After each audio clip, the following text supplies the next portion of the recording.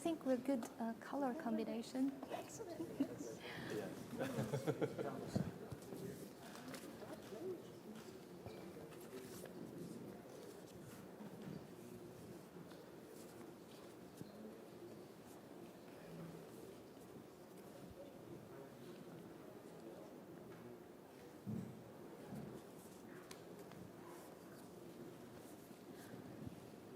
Tanya, so you will let me know when.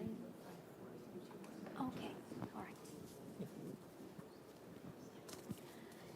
Good afternoon, everyone, and greetings to those of you who are tuning in for our live stream.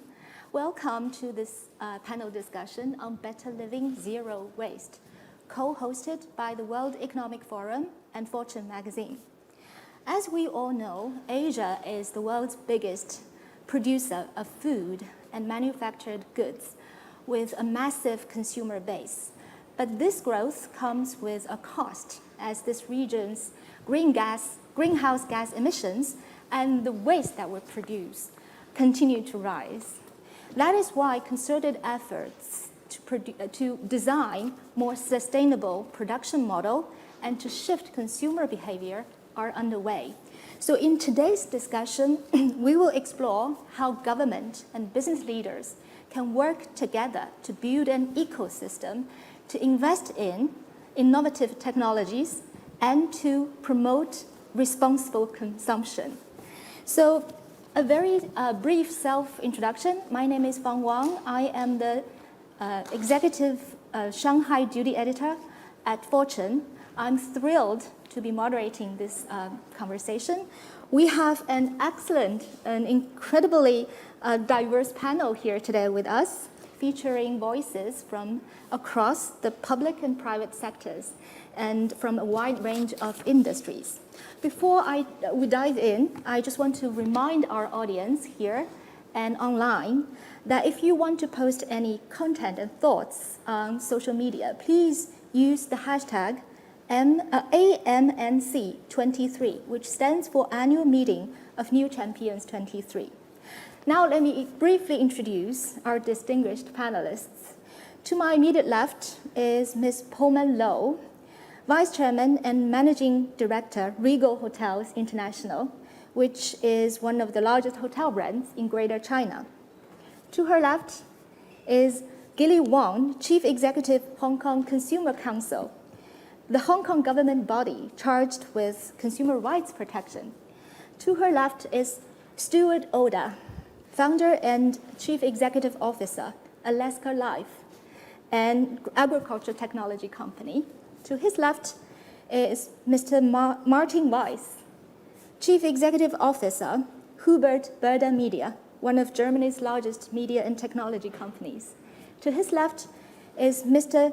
Tilmin Chang, Chief Executive Officer, Sino-Singapore Tianjin Ecosystem Investment and Development Company, which I think is an intergovernment partnership between Singapore and China. A warm welcome to all of you.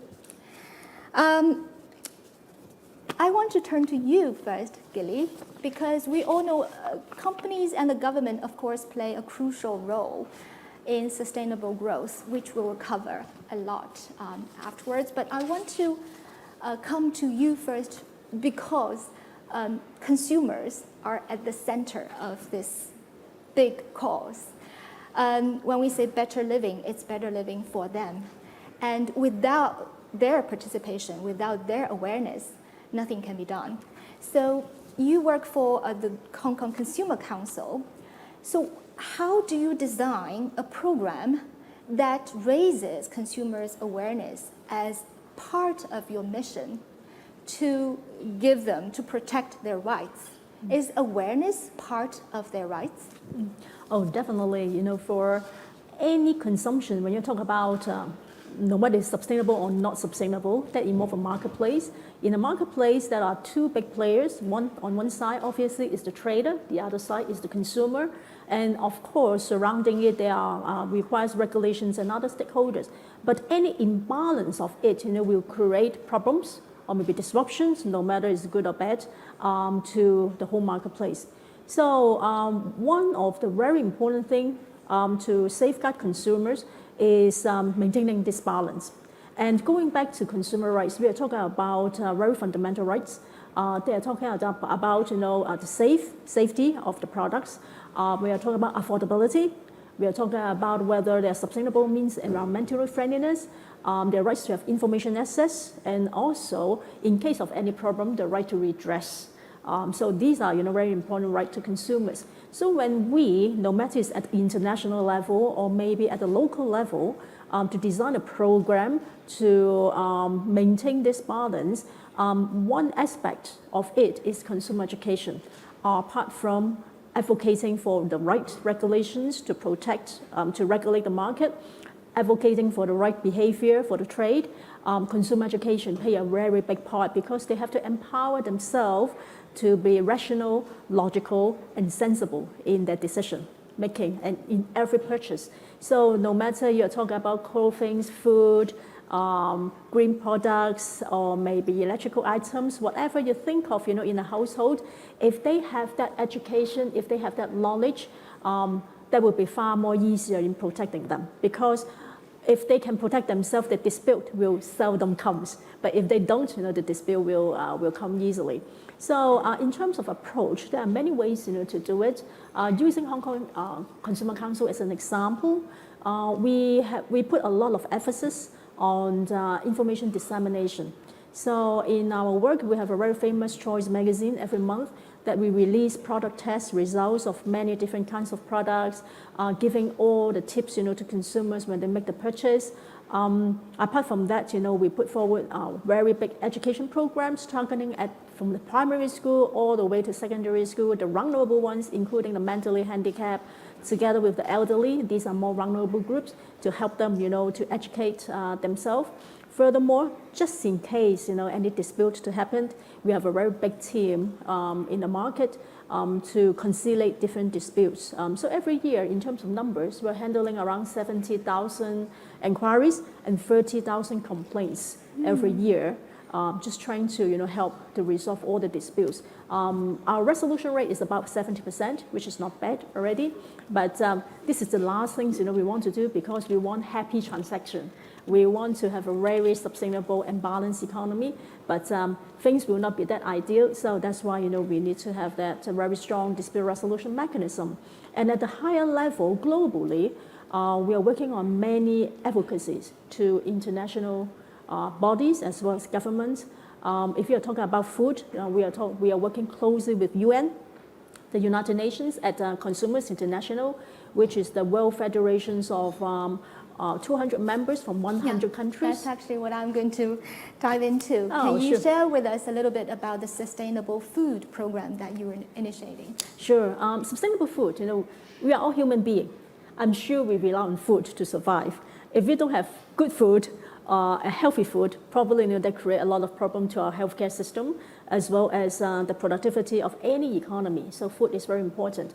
But unfortunately, it is not that ideal as well because we are facing the cost of living crisis and also the imbalance, the broken system of food. So at the international level, Consumers International are working with many major bodies like the UN. We are part of the UN food system dialogue.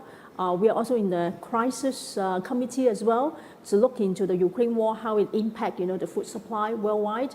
And we are advocating for the balancing of the trade as well as the innovation of technology so that the consumers can have more affordable, safe system for that. And at the market level, Consumers International also working closely with different agencies on consumer education about healthy diet. So going back to Hong Kong, one example that I quote before I close is, in the past 3 years, we doubled the resources on food tests. So we have probably around 35 tests conducted covering 1,300 samples. That create a lot of noise. Whatever you can think of, from coffee, infant formula, all the way to canned foods or even superfood, goji berries, which is very popular right now. We test everything so that we offer informed information to consumers. That create lots of interest in the market because the findings were striking. no one have the idea about coffee can be carcinogenic because of the acrylamides. So if you're a coffee drinker, addicted to it, you better stop or maybe slow down. Stuff like that, it's associated with the livelihood of people. They were concerned, they will be interested. That's how, we empower them to behave better in their healthy diet. So at the end of the day, we generate a lot of media attention, not only in Hong Kong, but also in China as well. Talking about 6,000 media coverage, and inside that is about 60 headline news. So by going through, something that is highly relevant to consumers about their daily living, apart from the policy level, that will help to drive, better empowerment to consumers. Well, I want to bring in an innovator in the food industry. Stuart, Alaska Life is pioneering some of the cutting-edge agriculture technologies. Well, when we talked last time in the preparation of this panel, I heard some fascinating data, statistics, how vertical farming can increase the efficiency and also the nutrition of food. Can you share with us a bit more? Yeah, sure. Thank you so much. Maybe I'll build on what Gilly said, but I guess overall, in order to build a more sustainable, resilient, and inclusive food system, the agriculture industry and our company's focus is how can the industry make things more both affordable but also accessible. And so local sustainable food production needs to do a lot of work in order to make it easy for the consumer to make a decision. So food that is safer, healthier, and hopefully just as affordable. And so our company is focused kind of in two key areas. First, we build a turnkey vertical farm for customers that are looking to localize food production. So if it makes both economic and environmental sense, we want to help customers localize the food production. And then on kind of the smart side of things, we develop farm management software and AI-enabled IoT devices to take conventional farms and really maximize their productivity and efficiency. And kind of the result of that on the vertical farming side, because we're able to control so many aspects of production, we're able to reduce the water, the land, and fertilizer use by up to 99%. We don't require any chemical pesticides, and we don't need any GMOs.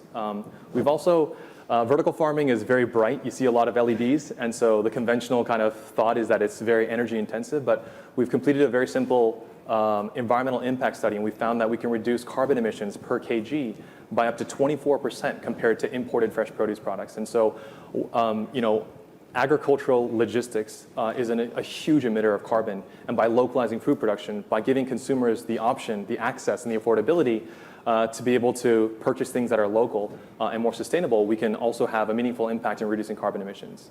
And kind of the last thing is really to scale up the technology and really to democratize it. We have to take a lot of the specialized know-how out of the equation. And to that end, we're building one of the largest image data sets so that our AI models can understand plant health at a very kind of molecular photosynthetic level. And the goal here is that if we can make food production not only accessible from a product perspective, but from a profession. So if anybody can enter the space, just like you might work at a McDonald's or a fast food restaurant, that anybody could be a successful commercial farmer, that we can really meaningfully scale up sustainable food production.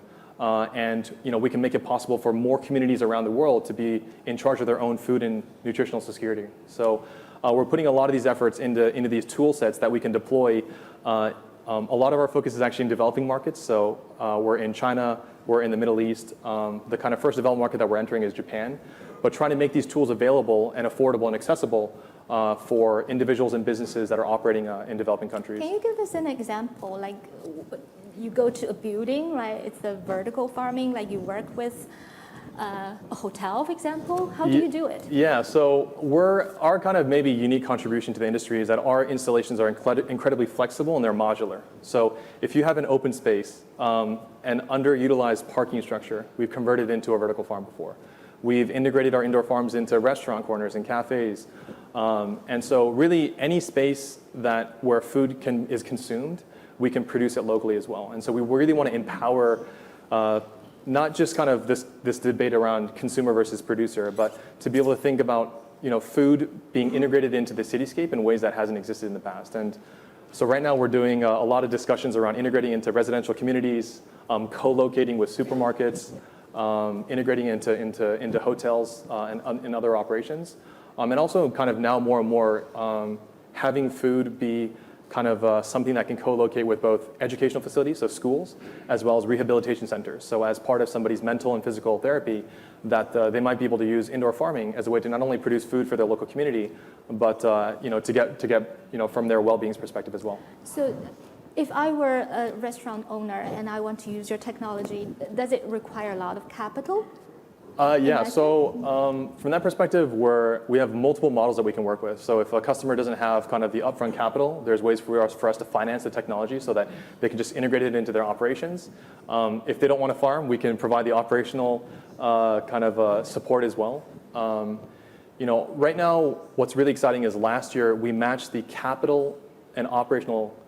We matched the operational and capital cost parity to glass houses, and this year we're confident with a small variety of vegetables that will match the efficiency of a greenhouse, and next year in developed markets will match the efficiency of a field farm. And so what's really exciting about the technology is it's very exponential, and we're very confident that if you're purchasing imported fresh produce, that by localizing the production, we can reduce your costs. Right, so can you tell us a bit more about the nutrition increase with vertical farming? Yeah, I mean, nutrition is really kind of a direct function of freshness. So if something is fresh, most often that's going to have much more nutritional value.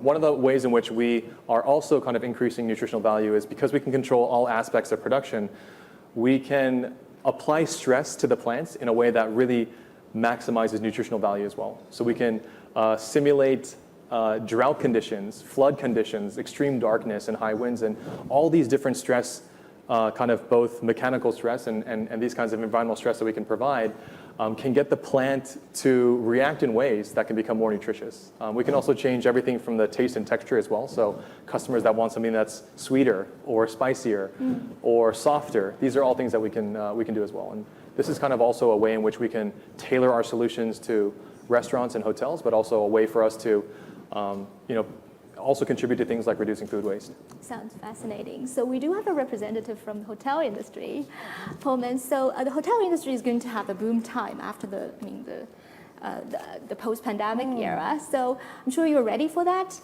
But at Regal Hotel, you put sustainability at the core of your operation. So could you share with us a little bit details how you do to save water, energy, reduce food waste? What do you do? Sure.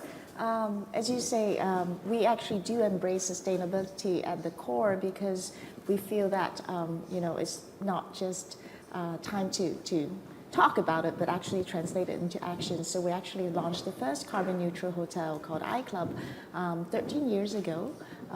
That's before, I guess, everyone started talking about ESG. And the way we did it was to really start with measuring the baseline, because first you have to be aware of the impact that you are causing to this earth. So we did that by engaging professional consultants and also building our in-house team to really look at exactly how we're affecting the world with our operations. And then we offset the remaining emissions. And I have to say that through these years, we have found that technology can really play a huge role. So in terms of energy management solutions, there have been more and more very advanced AI-powered systems that we can leverage on to really drive energy efficiency. And in fact, the more we can embrace big data and AI, the more we are able to predict energy consumption. And actually, a lot of people are under the misconception that you have to sacrifice your bottom line. But in fact, when you're willing to invest in upfront, there are very clear savings. Easily, you can save up to 20%. Above that, perhaps there's some diminishing returns, but still, we have to make sure that we are on this path to net zero. And in terms of water management, also there are very efficient systems that can help conserve water by predicting, again, consumption, and also, some faucets can actually deliver the same type of flow without using as much water. And in terms of waste management, globally, the hotel industry actually throws away 100 billion worth of food. This is actually an alarming statistic in that, in fact, 9 million people are still dying of hunger every year. Yep. a child dies of hunger every 10 seconds. And yet we, as you know, in the more developed countries, are throwing away all this wasted food because, again, I think we can do a better job in predicting food consumption. For example, there are some IoT technologies that we can use to install in the kitchens or even in restaurants to measure, the amount of food that is thrown away, and in that way we can better manage our inventory and also optimize our purchasing systems and also optimize the portion that we serve to our customers and also better plan our menu offerings. Also for waste management, there's a lot of very innovative technologies out there. This year we entered into a partnership with the Hong Kong University of Science and Technology to develop a revolutionary bricks technology that actually uses a combination of food waste and construction waste to produce eco-friendly bricks that are actually 12 times harder than the original bricks. And 1 ton can actually absorb 2 tons of carbon. So again, there are many ways that we can reduce the impact of our operations. And this year we are also working with some international organizations to define the standards for net zero hotel operation. I think there are a number of green building standards out there, but instead of just focusing on the hardware, actually consumer behavior can make a huge difference. And that's where we can actually help with operation management. For example, at the university, there's a sustainable living solution that actually simply installs smart meters in the dormitories. So actually sometimes it doesn't involve rocket science. All it takes is awareness and the determination to actually minimize our impact. So by simply installing the meters, the students are able to reduce their energy consumption by over 60%. So again, I think as long as we are aware that we are obviously the source of the problem, but we can also be the solution. On that note, can I come back to Gilly just very briefly? So we all know Hong Kong is the paradise, like for cuisine, right? So, but how do you design a program to educate the consumers about the food waste in particular, to reduce food waste? Is there, any specific measures that you take? Yes, we do. In actual fact, that requires a very collaborative efforts with the civil society, with the government, and also education to educate the people that, how much you need. Sometimes, you're just too greedy, to eat more, but in reality, you don't need that much. So no matter it's the restaurants industries, in the past, we have 8-course menu, we are advocating for only 6 course, and also environmentally unfriendly food, we get rid of that, trying to make people understand, what is healthy for them. I do believe that, COVID did make a difference to people. Sometimes this kind of global crisis, make people self-reflect again, their behavior, whether it is right for the environment and right for their wellness. So it's getting more and more healthy. And when you talk about healthy, if you offer them the right information and also make it affordable to them, the behavior will come. But of course, that's still not the most ideal situation right now because people are still hardly educated, and also affordability is one thing as well. Plus, sometimes, greenwashing is another issue that globally we have to address. No matter it's greenwashing or green ESG washing, those are the issues, that we have to work with. So there are many, many things we have to do, but fundamentally, the education of the right, impartial, accurate, and precise information to them and easy to understand to the public is very crucial for them to gradually change their behavior.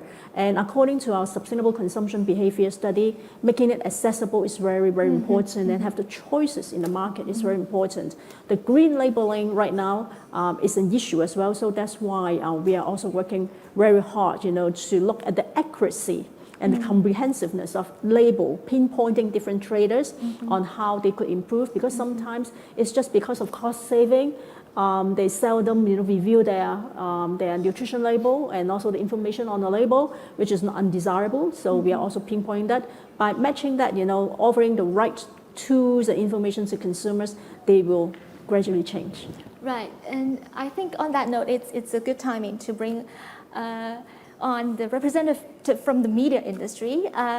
Martin, you work for this German media company called Berda, which I think publishes a lot of titles on food. Is that right? That is absolutely right. We're the world's largest publisher of food magazines, yes. Right, so Gilly just talked about how we should convey the message in an accurate way, right? And I think media, plays a key role in this. So can you share with us your insights in some of the new trends in food industry, technologies, innovations, and perhaps consumers' behavior around food? Yeah, there's two different perspectives I'd like to draw upon after hearing about sort of regulation and production. Now we come to the fun part, the cooking, and actually eating. So we're very close to the meal now, everyone. So that's one perspective. The other is maybe a distinctly European perspective, which might be different to the Asian perspective that we're seeing. So look, 30, 40 years ago, it was all about diversity in food, right? So the Brits had their shepherd pie and the Germans were eating their sausage, and suddenly everybody was getting interested in food. And suddenly it was about international cuisine, it was about discovering the world.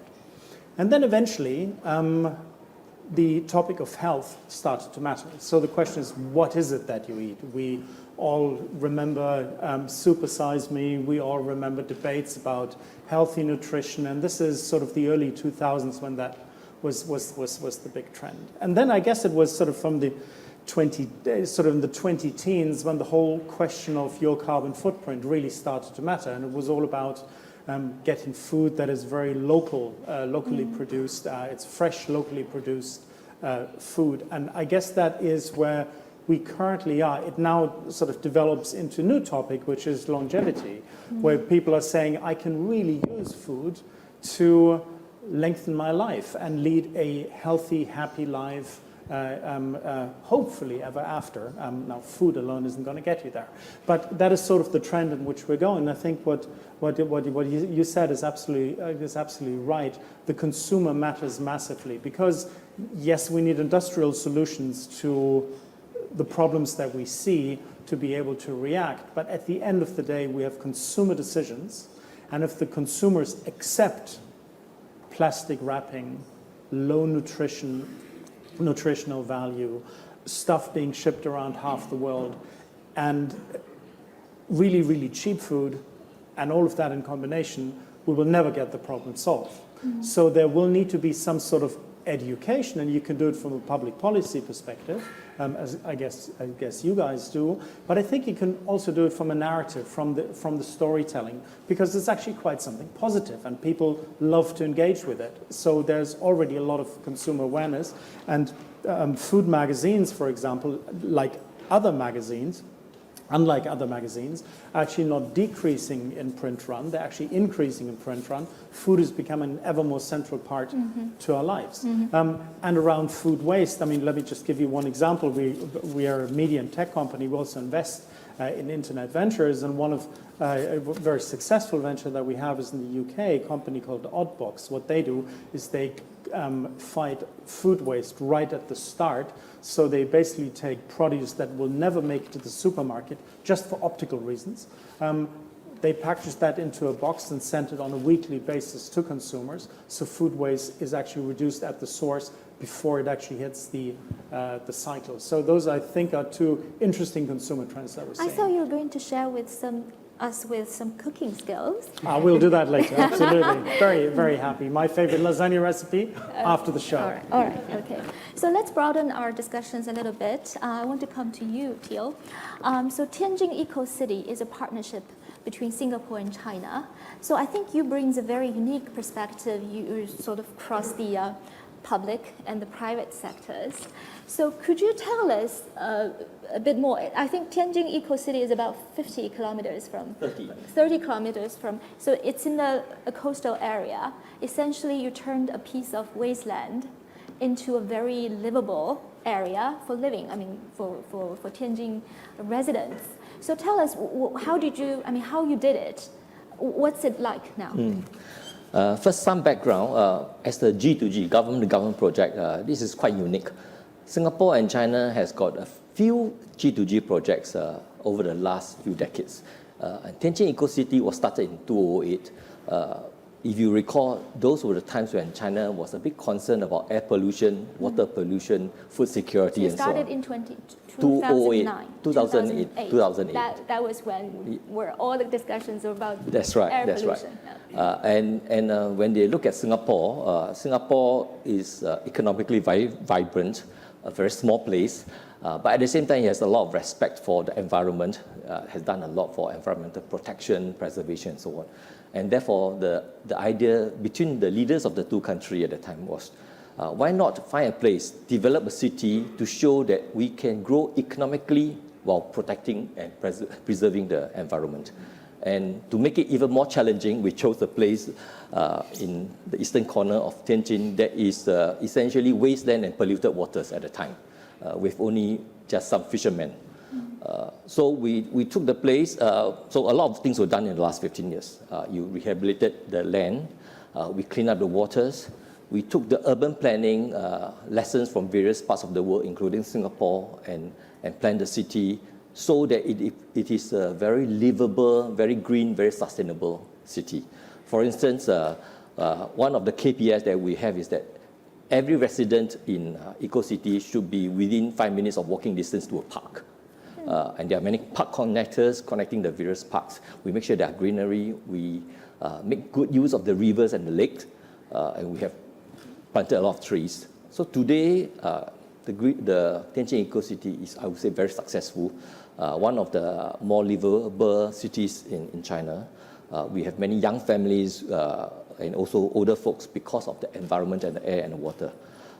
So I think the demonstration here was that you can grow economically, you can make it into a nice living environment while also taking care of the greenery and the nature. And I think that was done. So in the last 15 years, we have, as a company, we have 3 roles. First, we are the platform between the two governments. So there are many things in the development of the city that depends on the government and not just the company. So we have drawn resources from the Chinese government, from the Singapore government. So for instance, in the early planning, we draw in experts who have dealt with pollution issues in Singapore and in China to do the rehabilitation. We brought in the urban planning experts to do the planning of the city. We brought in the people who are concerned about sustainability to set up a series of KPIs on how to have a sustainable city and so on. So that's the first role, being a platform to bring resources for both governments to make the city a livable place. The second role is to develop some of the buildings in the city. So we are a developer of residential properties, we are a developer of industrial properties, of commercial properties. And we are halfway through this project, we have got more land to develop. The third role is really to operate some of these facilities. So we're operator of some industrial facilities and some commercial facilities. Right. So we will come to the expansion plan afterwards, but I'm just wondering whether you bring in private capital into this project, and how does the private sector, collaborate with the government? Because we all know, the ecosystem where everybody is involved is really important in the sustainable growth. And also because only when you have private sector participating in, you probably can have a more sustainable business model, right? If you want to scale it, in the context of urbanization, which a lot of Asian countries are still going through. So how does the private and public sectors work so together? For the G2G projects between Singapore and China, I think one of the unique things that Singapore government always insists on is that the project should be supported by the government with a vision that was set up by the government, but it should be implemented and executed by the private sector. Yeah. So in the case of Tianjin, a joint venture was set up between a Singapore consortium and a Chinese consortium. On the Singapore side, it is led by Keppel Corporation, which is one of the listed companies in Singapore. So it is purely private sector driven in that sense, in terms of the capital injection, in terms of the implementation. And to draw in other resources, we will have joint ventures with other companies. So we have drawn in investors from Korea, from Japan, from the Philippines, and so on, to do the development. So that's how we make use of private sector funding, investment acumen and maybe private sector expertise, while at the same time drawing upon the government's experience in terms of larger picture issues, urban planning and so on and so forth. Right. So very quickly, has it been a commercially successful story? Yes, it has been. It has been. Yes. Good to know. So I want to come back to you, Gilly, a little bit, because we do have a zero waste part of this theme of this panel. So, and we all know plastic waste is a big part of, consumer waste that we produce every day. So share with us a little bit about, how do you reduce plastic waste in Hong Kong?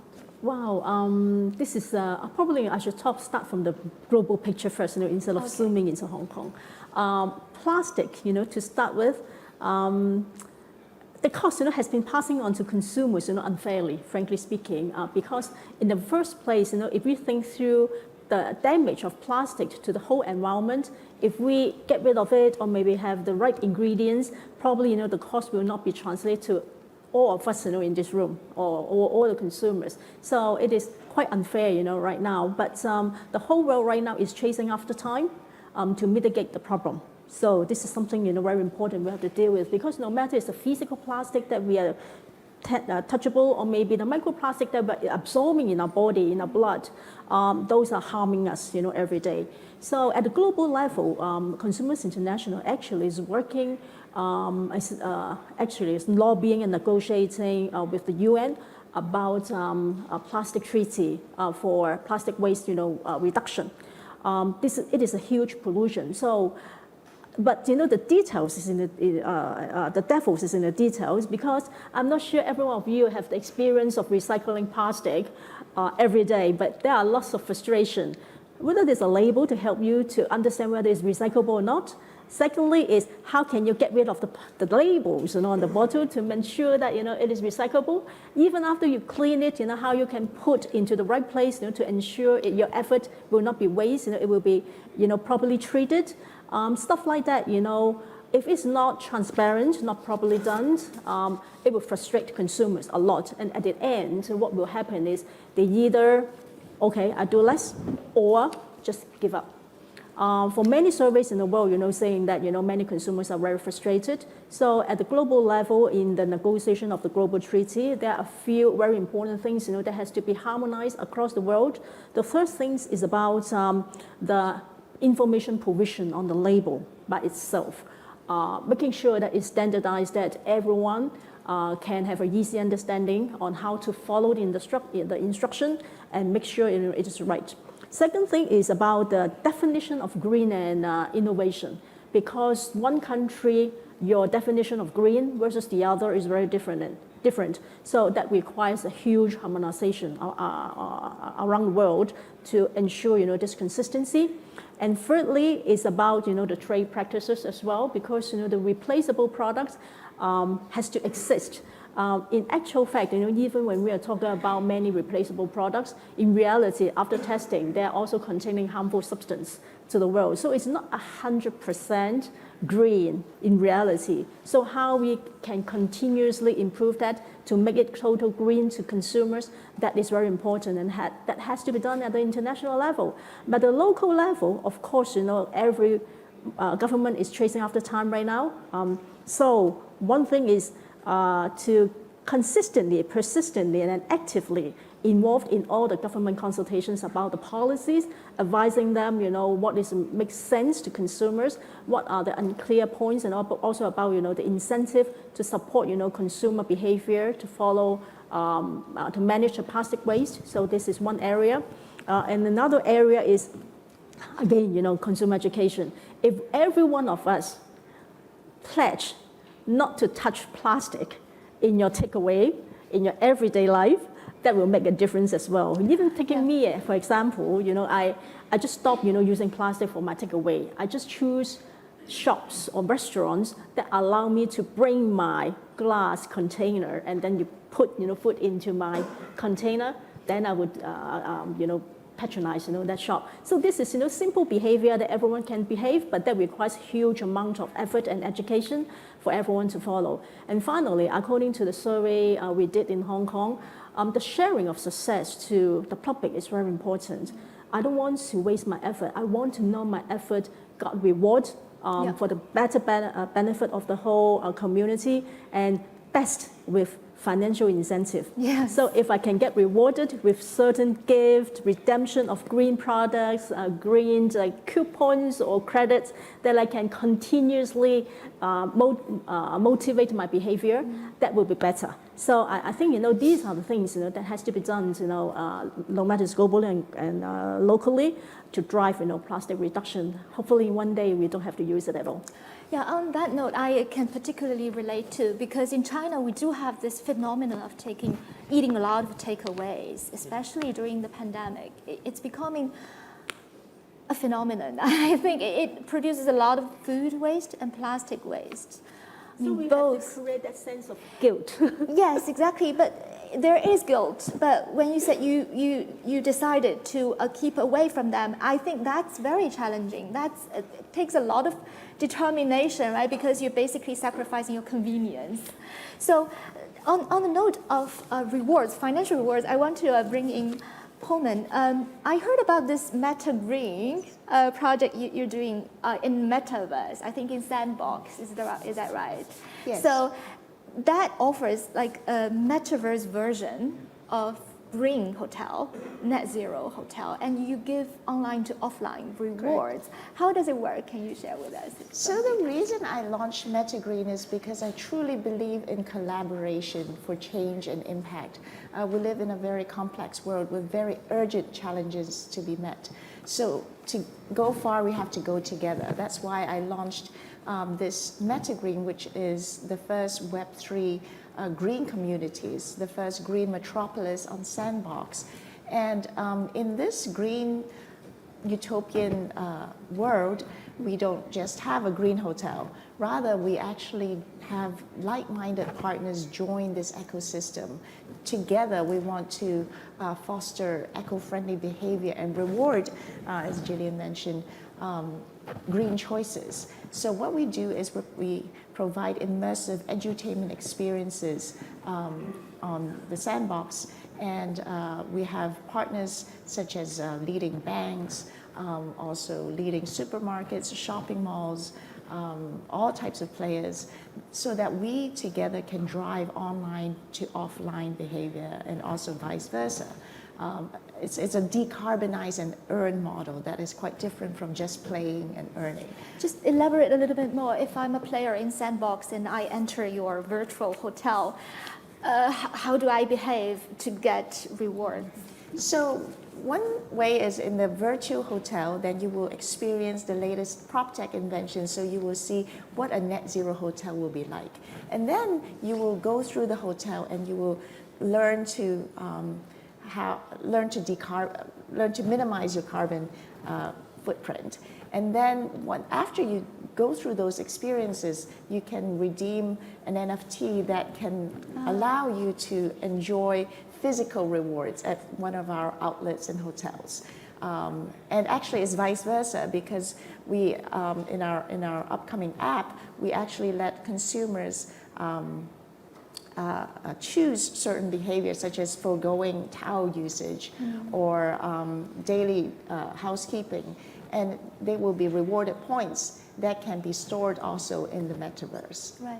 Just to follow up on that, because we know a lot of consumers already have intention to be more energy and water saving, but sometimes it's a little bit difficult for them to translate that intention into real action.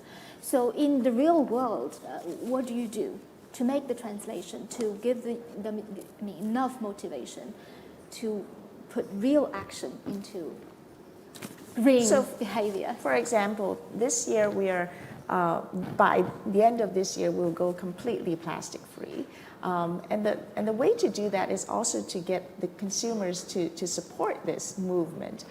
So when they say, okay, I'm not going to use any of the disposable shampoos and body wash and all those amenities, then we give them points. So it's actually very instant, and it's stored in the loyalty program so that they can be rewarded for each and every choice, so that they can be more mindful of the impact of their consumption. That's Great. So we will, in your hotel, have shampoo only in bottles? In There's not dispensers, yeah. Okay, all right. But of course, they can still request, but that would be only upon special request. Okay. Stuart, I want to come back to you because I think the capital, plays an important role. And in our previous discussion, you said something about like only 1% of investment goes into the agriculture or food industry. That seems a very small number. Tell us why this is the case. Yeah, I have no data to back up the 1%, but I think right now there's a lot of exponential technologies that are really captivating people's imagination. So like ChatGPT and generative AI is kind of the hot topic right now. And so there's kind of a disproportionate amount of capital going into these other sectors. I think with agriculture and technology surrounding agriculture, it really requires patient capital. The change happens over a long period of time, but once the change happens, it's a huge paradigm shift. So the efficiencies aren't just an increase of a couple of percentages. We're talking about a 10x, a 100x improvement in how things are being done. And so right now, kind of the way in which maybe some of these investors are incentivized to be able to deploy their capital isn't very conducive to being very patient. But what's really exciting is that there's a huge shift that's happening. If you look at the capital that's being deployed in the space industry and other industries that also require enormously patient capital, they're attracting huge numbers of credible investors. Sovereign wealth funds are investing, family offices are investing, and so the general pool of investors that are looking into ag tech, as a way for them to not only just do good, but also do well, this is actually really picking up a lot of steam. And so, and particularly in Asia, we see a lot of support from family offices, sovereign wealth funds from the Middle East. And what's, food is one of those things just like water, but it has 100% penetration. Wherever humans exist, there's food. And internet and housing may not exist everywhere, but food definitely does. And so the impact that you can make if you're investing in technology that is really kind of focused on these efficiencies and affordabilities and accessibility can make a huge impact globally. And these things are becoming much easier now with IoT and software and AI to become measurable. So before it was kind of this very nebulous, I'm doing good for the planet. It wasn't really, I'm not really sure how big my impact is. And now it's becoming translatable into not only kind of how many liters of water I'm saving, but also how many dollars I'm also saving the supply chain as well. Right. And so a lot of technology across the entire supply chain, from addressing food waste all the way down to kind of the circular economy. So like what are you going to do with like recycling? All across the supply chain, capital is being deployed. So it's very exciting to see. So is it fair to say technology has enabled us to perhaps being green while being profitable as well? Yeah, because absolutely. So far, being green is means a lot of expenditure, but as Apoma just said, it already generates a lot of savings, right? So eventually, being green can be profitable. Yeah, now that it's easy to measure, it's really easy to make decisions. So if you have these AI platforms that can measure your food waste and they can understand what's being thrown away, how much of it's being thrown away, how much that costs to produce, then it's translatable into, if we adjust portion sizes, adjust these things. And so on the production side, now that it's becoming much easier to measure resource consumption, labor efficiency, it's directly translating into savings for producers and making the entire sector more efficient. And so, I would actually add to that. Sorry to interrupt. There is an industry perspective from the cost side on this. There's also a consumer benefit side to it, and consumers are willing to pay. Sure. So you shouldn't completely outprice yourself, but at the end of the day, you have a very large group of consumers who are willing to pay for good, sustainable food. And I really like what you say with the app, Pullman, around gamification. We bought a company last year called NutriCheck, based out of Nottingham. What they do is calorie counting in a very gamified way of actually tracking what you eat and of tracking the ingredients of what you eat. And suddenly people become very conscious about their daily lives. And I think we need to get that part of the equation.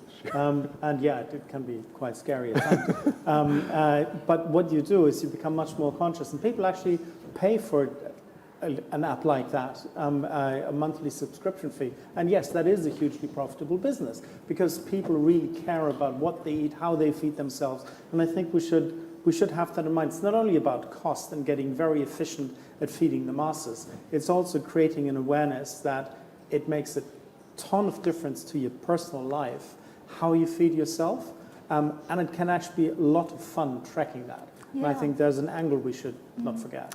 And we should start tracking about the waste that plastic waste that we throw away with all our takeaways. That's, I think, becoming urgent. Before, You can do that as well. Absolutely. yes. Before I ask my last round of questions, I just want to remind our audience here and online. In a few minutes, we will open the floor to questions. So we encourage everyone to participate in our discussion. So, Theo, I want to come back to you because we were talking about investors and their willingness to invest in this. I'm sure, your story is encouraging because you're expanding, meaning a lot of capital is still coming into the eco-city. So tell us a bit more about your plan to expand. What's the next phase? You want to become a hub for innovation, is that right? Okay, yeah. The eco-city is 30 square kilometer. We have developed half of it. And in terms of the vision that we set out in early days to build a harmonious, livable environment where people can live, work, and play, I think we have achieved that quite well. So I'm thinking of expanding the role of the eco-city to beyond that. We started as a green sustainable city, but I think we can do more in view of the fact that both Singapore and China have got decarbonization goals. In China, we have the 30-60 goals, the dual carbon goals, and in Singapore, we also have carbon neutrality goals by the middle of the century. And I think given that there will be a lot of new technologies, new startups, companies that are developing new solutions for the new low carbon economy, be it technology in terms of new types of renewable energy or new ways of producing renewable energy or energy storage systems or carbon capture technologies and so on and so forth.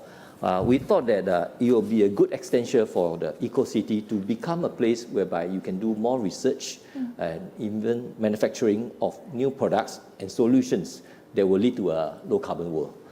And that requires building the ecosystem, meaning you need to have an ecosystem to attract talent, to attract the necessary manpower, to have the VCs as investors, to have the right regulatory environment, to have the test bedding facilities and places, and so on. So I'm hoping in discussion with the various government authorities to build up this ecosystem so that in time, companies will find that it is natural to set up their first operations in the eco-city and contribute to the decarbonization efforts of both countries and in fact the world. That's very encouraging. I think, Stuart, we've just found you a potential investor and perhaps a potential customer at Regal Hotels. So we'll open the floor to questions. Okay, this gentleman here. My name is Hong Kong Dan. I'm a tech pioneer of the forum's innovator community, similar to Stuart here.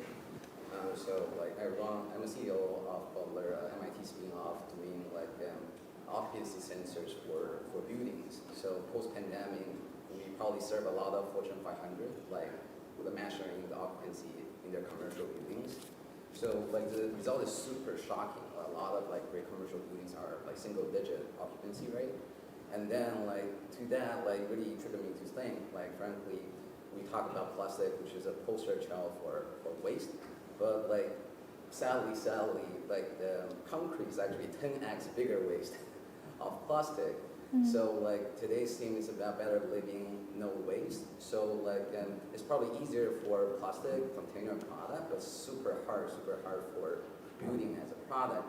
So just similar to what Ms. Lowe said, probably more virtual hotels. But my question here is that regarding that, how do we potentially reduce building as a product to reduce waste? This is a question for Ms. Lowe and also Theo. Okay.